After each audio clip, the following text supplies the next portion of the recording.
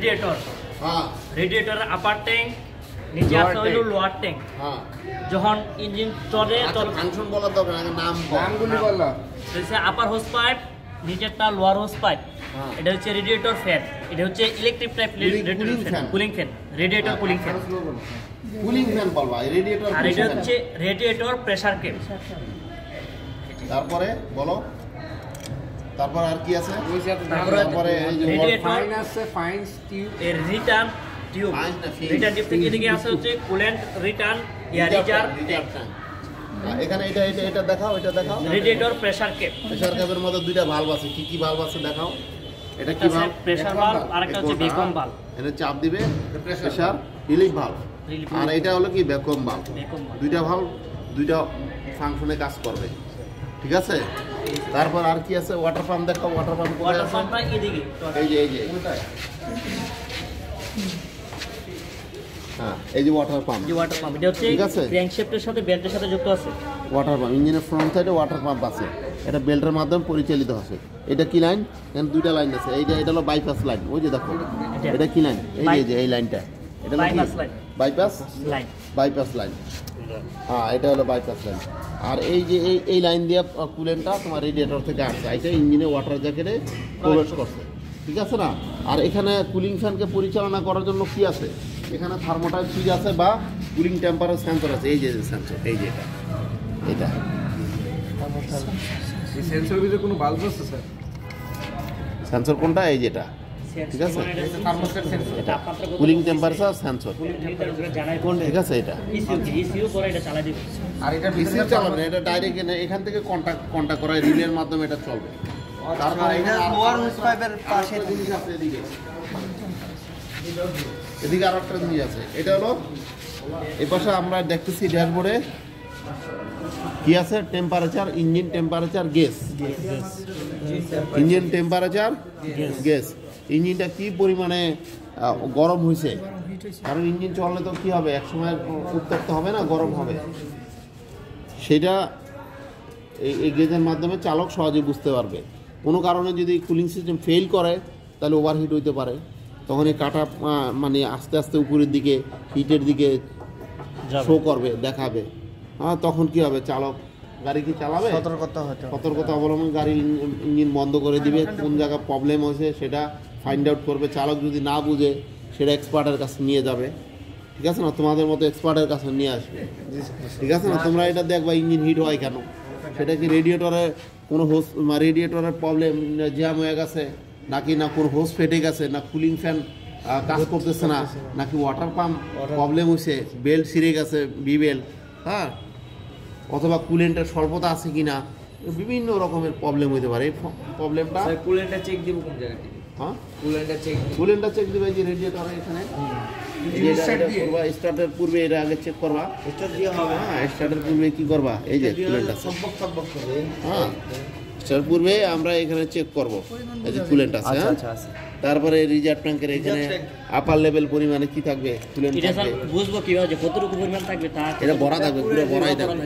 হ্যাঁ, ফুলে ভরা পুরাই থাকবে, মানে এই ছিদ্রটা পর্যন্ত ভরা থাকবে। হ্যাঁ, এই পর্যন্ত ভরা থাকবে। এটাও তো দেখতে হবে নাকি? এখানে যে মিনিমাম ম্যাক্স থাকে। হ্যাঁ, এটাও দেখতে হবে, ঠিক আছে না? তাহলে আমরা এখানে কুলিং ফ্যান দেখলাম, ইলেকট্রিক্যাল টাইপ। এটা কিন্তু ইলেকট্রিক্যাল কুলিং ফ্যান। এটা ওই সেন্সরের মাধ্যমে, কুলিং টেম্পার সেন্সরের মাধ্যমে এটা পরিচালিত হয়, ঠিক আছে না? তারপর আপার হোস দেখলাম, লোয়ার হোস দেখলাম, এখানে রেডিয়েটর। তারপরে এখানে রেডিয়েটরের মধ্যে কি আছে? যেগুলো হলো ফিন্স, বাঁকা বাঁকা যেগুলো। হ্যাঁ, তারপর লম্বা লম্বা এগুলো যে আছে টিউবস, টিউব। তারপর ওয়াটার পাম্প আছে সামনে আমরা দেখলাম। তারপরে ভিতরে ওয়াটার জ্যাকেট আছে বা কুলিং জ্যাকেট আছে। আর এখানে আমরা কি দেখলাম? Temperature, gas, engine temperature, gas, মোটামুটি এই জিনিসপত্র। তারপরে এখানে আরেকটা বললাম, ওখানে থার্মোস্ট্যাট হাউজিং এর মধ্যে কি আছে? থার্মোস্ট্যাট ভালভ আছে। থার্মোস্ট্যাট ভালভ যেটা তোমার গরম যে উত্তপ্ত কুলেন্টটা, এটা কি করবে? এই আপার হোস পাইপ দিয়ে রেডিয়েটরে আসবে ঠান্ডা হওয়ার জন্য। থার্মোস্ট্যাট ভালভটা এখানে কুলেন্টের তাপমাত্রাটাকে কি করবে? নিয়ন্ত্রণ করবে। হ্যাঁ, তাপমাত্রাটা নিয়ন্ত্রণ করবে একটা। এবং ইঞ্জিনকে ঠান্ডা যখন থাকে তখন তো ওই ভালভ বন্ধ থাকবে। ইঞ্জিন মানে কুলেন্টটাকে সহজে কি করতে দিবে না? রেডিয়েটরে আসতে দিবে না। এবং ওই সময় ইঞ্জিনটা কি করবে, সে গরম করতে সাহায্য করবে, অর্থাৎ কার্যকারী তাপমাত্রায় খুব দ্রুত পৌঁছাইতে সাহায্য করবে। ঠিক আছে না, ইঞ্জিনকে গরম করে কার্যকারী তাপমাত্রায় পৌঁছাবে। যখন ইঞ্জিন গরম হয়ে যাবে, এই ছেলে মোবাইল বোর্ডে রাখো বেটা, ভিডিও করতেছিস? রিলে ব্যবহার করছে, ঠিক আছে। এই যে এই রিলের ব্যবহার করে ওই যে সার্কিটটা আমরা দেখলাম, ইলেকট্রিক্যাল কুলিং ফ্যানটা চলবে একটা ইলেকট্রিক্যাল সার্কিটের মাধ্যমে, রিলের মাধ্যমে, একটা সার্কিটের মাধ্যমে টেম্পারেচার গিয়ে কুলিং টেম্পারেচার সেন্সর হয়ে ফ্যানটা চলবে। প্রত্যেকটা রিলে, হ্যাঁ এগুলো সবই রিলে, এগুলো সব রিলে, এগুলো ফিউজ, এগুলো হলো ব্লেড টাইপ ফিউজ, এগুলো সব ফিউজ। এটি কাটিস টাইপ ফিউজ, এগুলি কি কাটিস টাইপ ফিউজ, এগুলো ব্লেড টাইপ ফিউজ, এগুলি সব ফিউজ, বিভিন্ন অ্যাম্পিয়ারের ফিউজ। লোডের মধ্যে মানে অ্যাম্পিয়ার অনুযায়ী সেই ফিউজগুলো ব্যবহার করছে। সার্কিটে কীরকম লোড আছে সেই লোডকে ক্যালকুলেশন করে অ্যাম্পিয়ারটা ব্যবহার করা হয়েছে। কথা কি বোঝা যাচ্ছে? তাকে খারাপ লাগতেছে? খারাপ লাগে দেখে মনে হয় মোবাইল ফোন চালাতে বেড়ায়। এইখানে একটু বুঝি নেই স্যার, যদি যে রিলের কাজ কি স্যার? যদি হ্যাঁ উঠায় রাখি তাহলে তো গাড়ি চলবে না। না, গাড়ি চলো না মানে ওই সার্কিটে, যে সার্কিটে ফিউজ ব্যবহার করছে, যেমন ইগনিশন সিস্টেমের সার্কিটে ফিউজ ব্যবহার করলে ওটা খুলে রাখলে লাইট পাবে না, ফিউজ কেটে গেলে কি হবে না, তাহলে এই যে ফিউজ ব্যবহার করছে এটা একটা সেফটি ডিভাইস। ফিউজটা হলো একটা সেফটি ডিভাইস, সার্কিটের মধ্যে যে কম্পোনেন্টগুলো ব্যবহার করা আছে সেই কম্পোনেন্টগুলোকে সেভ করবে, রক্ষা করবে, নিজে ধ্বংস হয়ে সার্কিটের ওই সব কম্পোনেন্টগুলোকে কী করবে, রক্ষা করবে। রিলের কাজ কি? হ্যাঁ, রিলের কাজ হবে এটা নিরাপত্তার সাথে তোমার বিদ্যুৎটাকে সরবরাহ করে দিছে, যাতে করে এটাও এক ধরনের মানে কি করবে, মানে সেফটি হিসেবে এটা কাজ করতেছে। স্যার অনেক সময় তো দেখা গেছে মনে হয় যে গাড়ির মানে অতিরিক্ত কারেন্ট মানে লোডের জন্য লোডটা মনে হয় এটা করে ব্যাটারিতে যেতে চাপটা না পড়ে, টাইমিং রিলে স্যার যে সুইচিং এর মানে ব্যাটারিতে সুইচিং এর কাজটা করবে। রিলে তোমার রিলেটা কি করবে, রিলে করাই দিবে বিদ্যুৎটাকে সরবরাহ, একটা সেফটির মাধ্যমে করাই দিবে, অতিরিক্ত বিদ্যুৎও যাবে না। অতিরিক্ত গেলে পরে অনেক সময় দেখা গেছে রিলে নষ্ট হয়ে যেতে পারে, কেটে যেতে পারে। ঠিক আছে, ফিউজ সেভ করবে, ফিউজ রিলে এগুলো অনেকটা সেফটি ডিভাইস হিসেবে কি করছে, কাজ করছে। ঠিক আছে, কাট আউটের মতো কাজ করবে, কাট আউটের মতো যায় মানে ফিউজগুলো। ঠিক আছে না, এখানে আমরা থার্মোস্ট্যাট বাল্ব দেখছিলাম না স্যার। হ্যাঁ, এইগুলো হচ্ছে ওয়াটার জ্যাকেট, এটা এই লাইনগুলো ওয়াটার জ্যাকেট, এটা ওয়াটার জ্যাকেট, এই ওয়াটার জ্যাকেট। এটা হচ্ছে পিস্টনের সিলিন্ডারের পাশে দিয়ে যে গ্যাপগুলো থাকে এগুলা। এটা হচ্ছে সিলিন্ডার ইঞ্জিন ব্লকের ওয়াটার জ্যাকেট এইগুলো। আচ্ছা, আবার ইঞ্জিন হেডেও আবার ওয়াটার জ্যাকেট আছে। এই হাউজিংয়ের মধ্যে এটা বসানো থাকবে। এটা যখন বসানো থাকবে তখন ঠান্ডা অবস্থা, এটা যখন বসানো থাকবে তখন ওয়াটার জ্যাকেটের যে কুলেন্টটা, সেই কুলেন্টটা সহজে কী করতে পারবে না, রেডিয়েটরে আসতে পারবে না, আপার হুস পাইপ দিয়ে আসতে পারবে না। কেন পারবে না? কারণ এটা বন্ধ, লাইন বন্ধ, এবং কুলেন্টকে কার্যকারী তাপমাত্রায় খুব দ্রুত আনতে সাহায্য করে, যাতে করে ইঞ্জিন ওয়ার্কিং টেম্পারেচারে দ্রুত আসতে পারে, মানে ভালো করে হিট হয়ে আসে। হ্যাঁ, হিট হইতে পারে। কারণ যখন ইঞ্জিন ওয়ার্কিং টেম্পারেচারে আসবে তখন ইঞ্জিনটা ভালো কাজ করবে, ফুয়েলটা ভালো বার্ন হবে, সিলিন্ডারগুলো সবগুলো সিলিন্ডারে কী হবে, ফুয়েলগুলো ভালো বার্ন হবে, সিলিন্ডারটা উষ্ণ ভাব থাকবে।